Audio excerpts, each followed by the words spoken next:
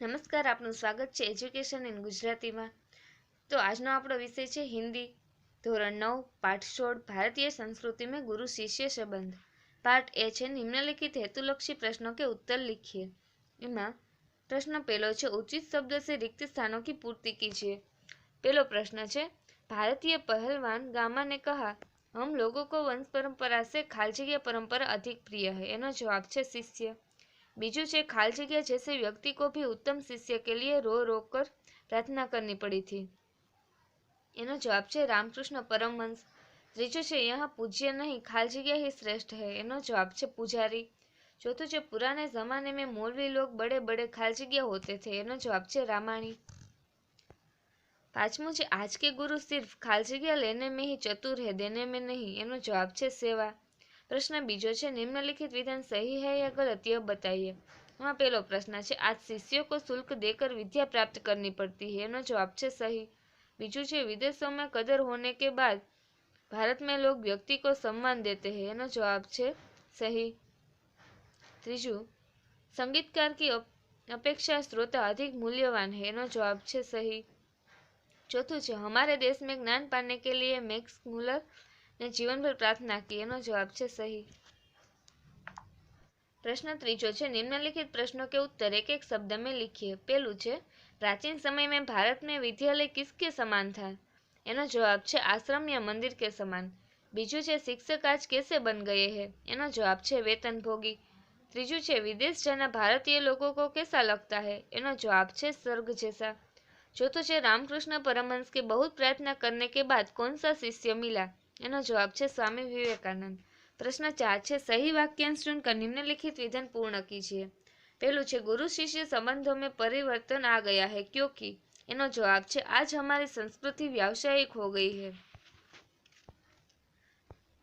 प्रश्न बीजो है गुरु को संतान न होने पर उतना दुख नहीं होता था जितना। एनो जवाब है उत्तम शिष्य न पाने पर होता था। तीजू है उपनिषदों में आचार्यों ने कहा है कि। एनो जवाब है सेवा देने की वस्तु है, लेने की नहीं। प्रश्न 5 है निम्नलिखित प्रश्नों के साथ दिए गए विकल्पों से सही विकल्प चुनकर उत्तर लिखिए। पहलू है रविंद्रनाथ ठाकुर को कौन सा पुरस्कार मिला था। एनो जवाब है नोबल। बीजू है गामा कौन था। एनो जवाब है पहलवान। तीजू है भगवान रामकृष्ण वर्षों तक खाल जगह खोजते रहे। एनो जवाब है योग्य शिष्य। चौथु है उत्तम गुरु में कौन सी भावना नहीं रहती। एनो जवाब है जाति भावना। विभाग 2 है व्याकरण आधारित। तेमा पहलो प्रश्न है अ के शब्दों के पर्यायवाची शब्द विभाग ब से ढूंढकर लिखिए। पहलू है बोलबाला। एनो जवाब है प्रचलन। बीजू है साक्षात। एनो जवाब है प्रत्यक्ष। तीजू है शुल्क। एनो जवाब है फीस। चौथु है निजी। एनो जवाब है अपना। प्रश्न बीजो है विरुद्धार्थी शब्दों की जोड़ियां बनाइए। पहलू है रोगी तो एनो जवाब है निरोगी। बीजू है असहाय तो एनो जवाब है सहाय। तीजू है वृद्ध एनो जवाब है युवा। चौथु है रसिक एनो जवाब है नीरस। प्रश्न तीजो निम्नलिखित शब्दों के साथ जुड़े हुए उपसर्ग अलग करके लिखिए। पहलू है अपकार तो एनो जवाब है अप। बीजू है अवज्ञा एनो जवाब है अव। तीजू है सपूत तो एनो जवाब है स। चौथु है विपक्ष तो एनो जवाब है वी। पांचमो है संयोग एनो जवाब है सम। छठू है पुनर्विवाह एनो जवाब है पुनर। प्रश्न 4 है निम्नलिखित शब्दों के साथ जुड़े हुए प्रत्यक्ष अलग करके लिखिए। पहलू है चचेरा तो एनो जवाब है एरा। बीजू है देवरानी एनो जवाब है आनी। तीजू है सजावट तो एनो जवाब है आवट। चौथु है पुजारीन एनो जवाब है रण। पांचमो है चाची तो एनो जवाब है हम। छठू है दयालु तो एनो जवाब है आलू। प्रश्न 5 है निम्नलिखित शब्दों के लिंग पहचान कर लिखिए। पहलू है महिमा एनु है स्त्रीलिंग। बीजू उत्सुकता ए है स्त्रीलिंग। तीजू संतान ए पण स्त्रीलिंग। चौथु अनुष्ठान एनो जवाब है पुल्लिंग। पांचमो श्रद्धा ए है स्त्रीलिंग। छठू कदर ए है स्त्रीलिंग। प्रश्न 6 निम्नलिखित प्रत्येक वाक्य में से भाववाचक संज्ञा पहचान कर लिखिए। एमा पहलू है पराया सौंदर्य देखकर लोग मोहित हो जाते हैं। एनो जवाब है सौंदर्य। बीजू है आप अपने अमुक शिष्य से ही लड़कर विजय प्राप्त करके दिखाओ। एनो जवाब है विजय। तीजू है उनके जैसे व्यक्ति को भी उत्तम शिष्य के लिए रो रो कर प्रार्थना करनी पड़ी थी। एनो जवाब है प्रार्थना। चौथुं छे उत्तम गुरु में जाति भावना भी नहीं रहती। एनो जवाब छे जाति भावना। प्रश्न 7 छे निम्नलिखित प्रत्येक वाक्य में से विशेषण पहचान कर लिखिए। पहलू छे हमारे समाज में व्यावसायिक संस्कृति की बोलबाला है। एनो जवाब छे व्यावसायिक। बीजू छे प्राचीन काल में गुरु की शिक्षादान क्रिया उनका आध्यात्मिक अनुष्ठान थी। एनो जवाब छे आध्यात्मिक अने प्राचीन। त्रीजू छे एक बार सुप्रसिद्ध भारतीय पहलवान गामा मुंबई आए। एनो जवाब छे सुप्रसिद्ध और एक। चौथुं छे हमारा अपना एक निजी रहन सहन है, इससे आप परिचित नहीं है। एनो जवाब छे निजी और एक। प्रश्न 8 छे सूचना के अनुसार काल परिवर्तन करके लिखिए।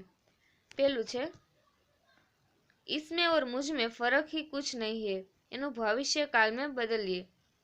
एनो जवाब छे इसमें और मुझ में फर्क ही कुछ नहीं होगा।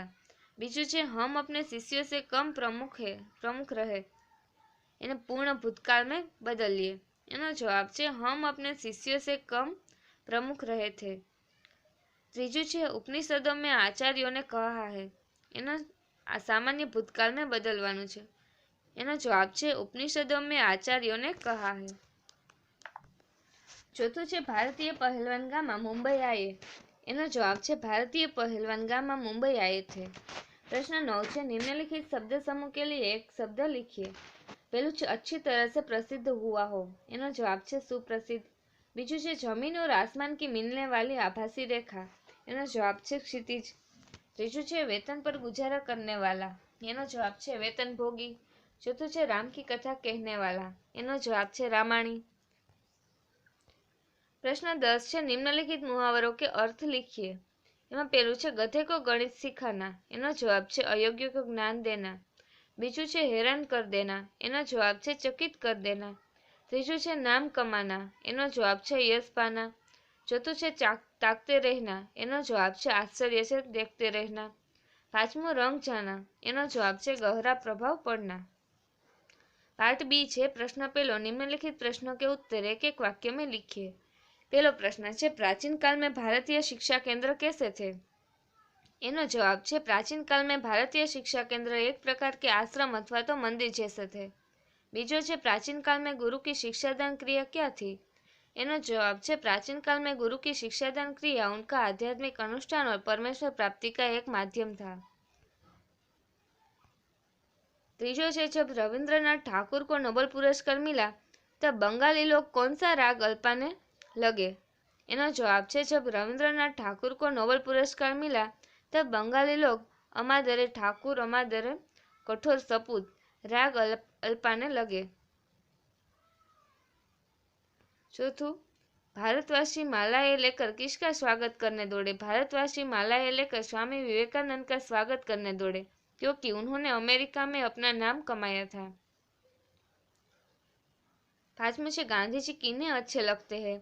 एनो जवाब छे गांधी जी उन्हें ही अच्छे लगते हैं जिनमें गांधी जी बनने की क्षमता है और जो उनका अनुसरण करना चाहते हो।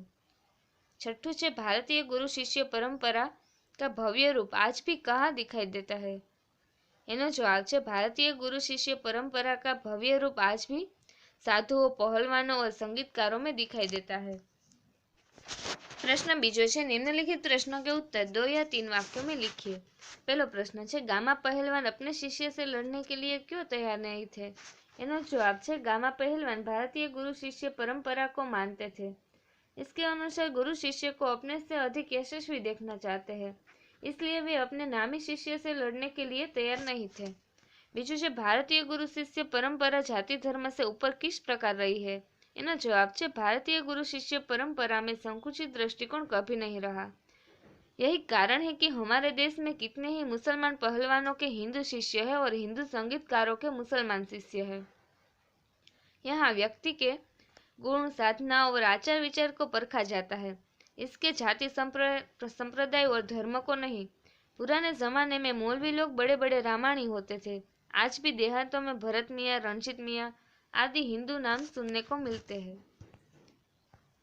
प्रश्न 3 छे निम्नलिखित प्रश्नों के उत्तर 5 या 6 वाक्यों में लिखिए।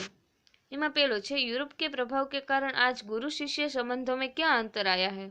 एनो जवाब छे प्राचीन भारत में विद्यालय मंदिर के समान माने जाते थे। शिक्षा देना एक आध्यात्मिक कार्य था। पैसे देकर शिक्षा खरीदी नहीं जाती थी। शिष्य पुत्र से अधिक प्रिय होते थे। परंतु वर्तमान भारत में शिक्षा व्यावसायिक हो गई है। गुरु वेतन भोगी हो गए हैं। विद्यार्थी शुल्क देकर शिक्षा प्राप्त करते हैं। आज का शिष्य गुरु में परमेश्वर का रूप नहीं देखता। इस प्रकार यूरोप के प्रभाव के कारण आज गुरु शिष्य संबंधों में जमीन आसमान का अंतर आया है।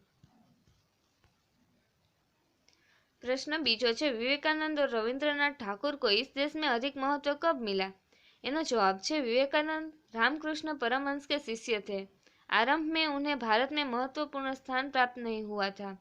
वे जब अमेरिका गए और उन्होंने वहां नाम कमाया, तब भारतवासियों ने उन्हें सम्मान देना शुरू किया।